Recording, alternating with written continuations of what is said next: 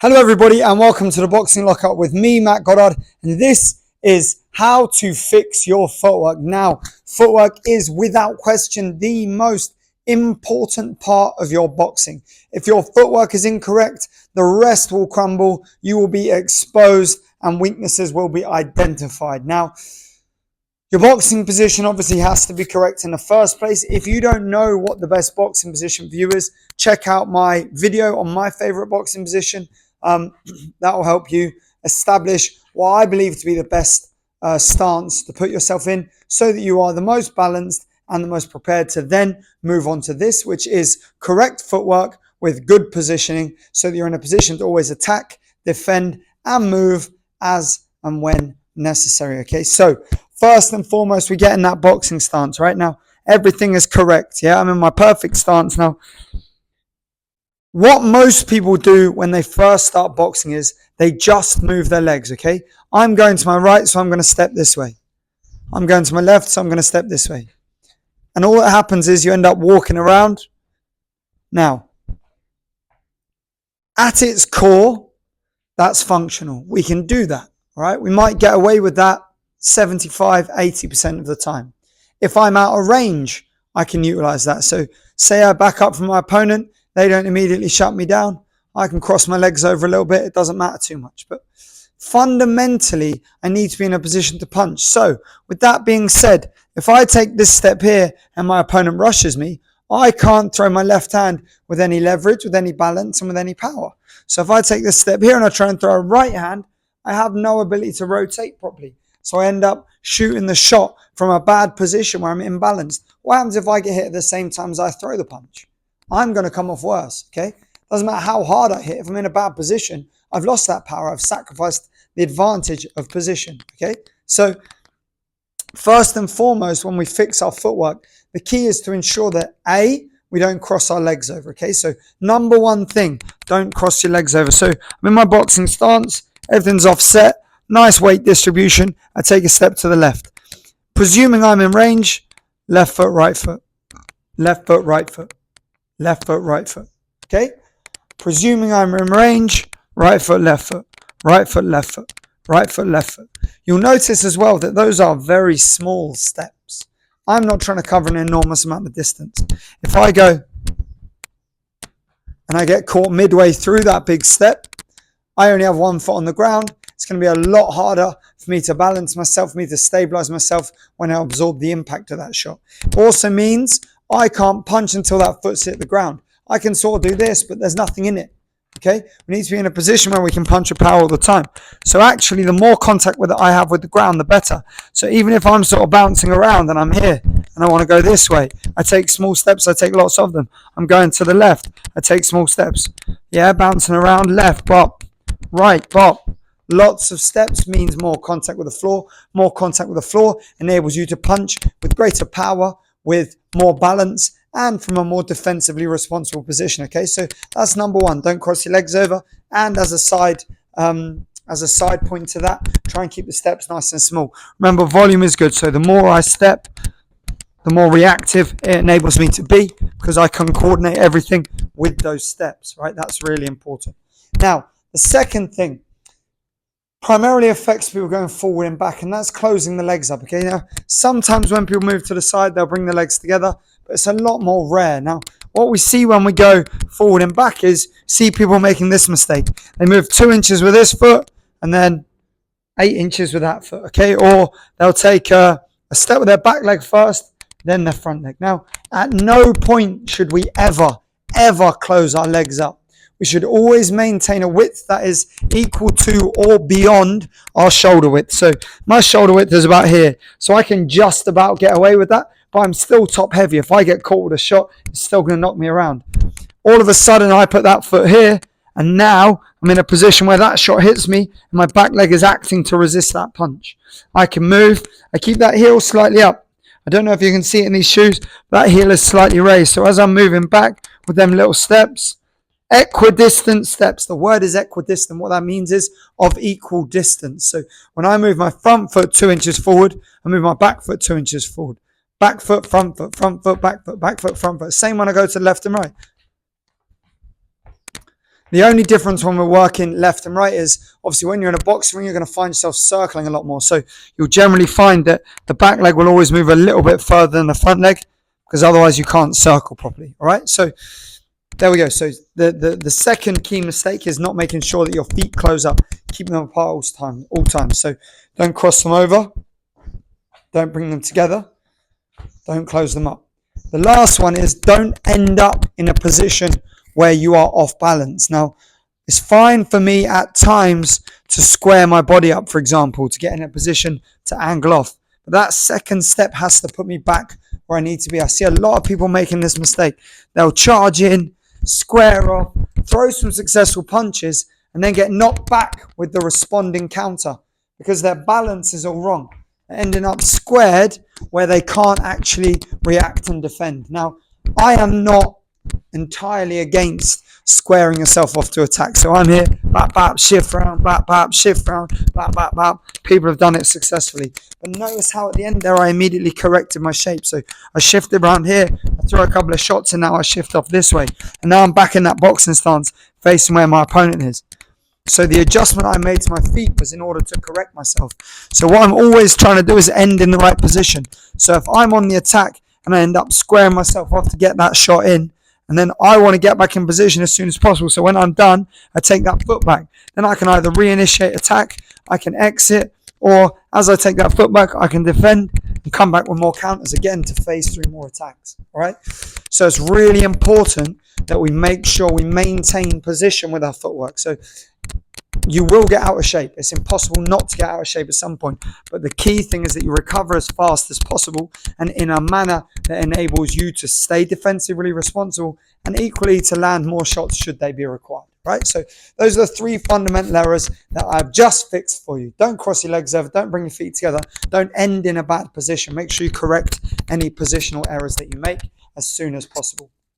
Another side point, small steps, lots of them, okay? That's a real key. Small steps, lots of them, gives you the ability to react faster, to punch more, to punch faster, to punch harder, and it will give you more resistance to punches because you have contact with the ground, and the ground is your center of gravity. That's what gives you strength of position, right? So now we move on to a little bit more of the nuance. Now, when I'm moving forwards, okay, where I put my front foot is important. So this can make a big difference. Now, say my opponent is directly in front of me. A lot of people, when they move in with the jab, they step in with that jab, they're going like this. Their front foot, my opponent is lined up to me perfectly. Their front foot will drive across themselves to line up with their back foot and end up really bladed, okay?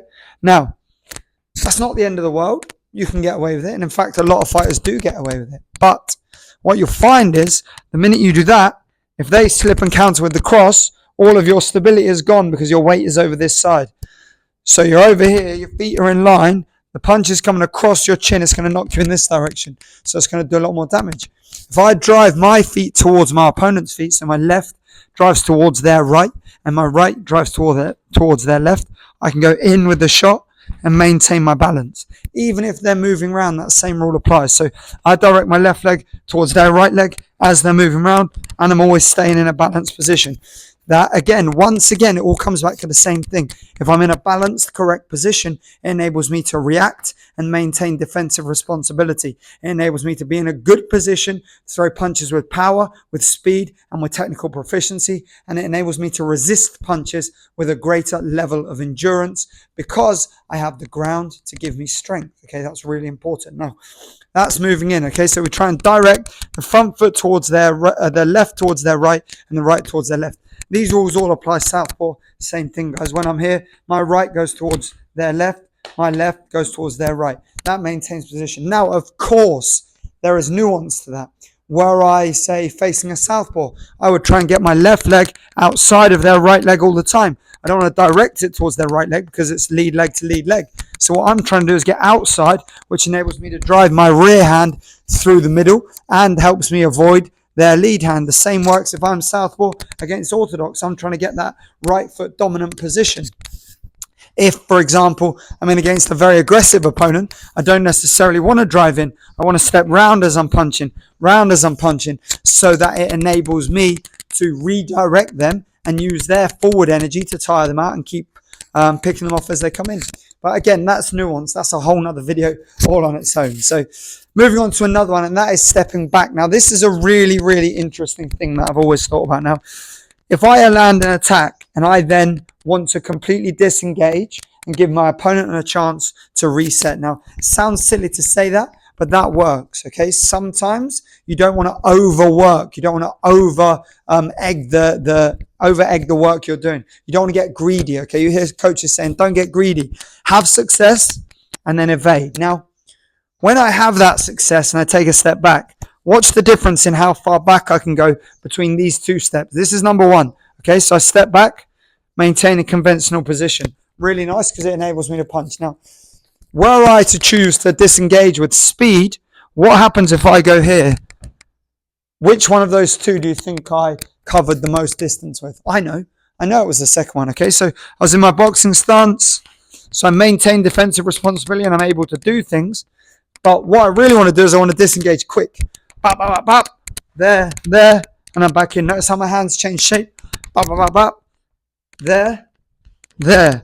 And I still maintain that position. I'm still ready to go. But I'm able to cover a lot more distance. So once again, let me show you on a kind of straight line for you here. So I'm in this position, yeah? I step back, even if I shuffle back quick. Okay, that you can get out fast like that. But what if I go? Now I'm in the same position in only 2 steps. So that's a really useful tip when you're disengaging safely. Now, this is really important. Do not use this in the midst of an exchange. I'm in the middle of an attack. The other guy's throwing shots. I step back. Boom. I'm going to get knocked over. I'm off balance. Chances are you're unlikely to be confident in that position. So you throw your shots and you back off, maintaining position, ready to work and change angle as necessary. Okay. So there we go. That's another great way of using your feet and something that can really help you level up. Now, generally, I wouldn't encourage stance switching because I think it's important to become a master of one before you try and dabble with the other. However, you can utilize switches as you're moving. See how I switched from southpaw to orthodox then? So now I'm southpaw again. Take a little step back into orthodox, and then I'm coming back. Oh, southpaw. But I'm quite confident. I'm quite comfortable in both positions. So I wouldn't recommend you do that too early. It's very easy to get confused in that and get yourself caught out with punches. So as I said, utilize that in a very singular circumstance, and that's when you've damaged the opponent and you want to have a little look, create as much space as you can, give yourself time to reset and then come back in and try and reinitiate that attack safely. Moving on to the final thing I'm going to go through in this how to fix your footwork video, and that is pivots. Now, first and foremost, watch Terence Crawford, watch Floyd Mayweather, watch any of the greatest boxers of the last 20 years. Watch Canelo, watch Naoya Inoue, watch Shane Mosley, watch Oscar De La Hoya. These are exceptional boxers, tremendous boxers. In fact, do the same for all of history. Go back to Sugar Ray Robinson. Go back to Rocky Marciano. Go back to Ali. Now, how often, how frequently do you see them doing moves like this?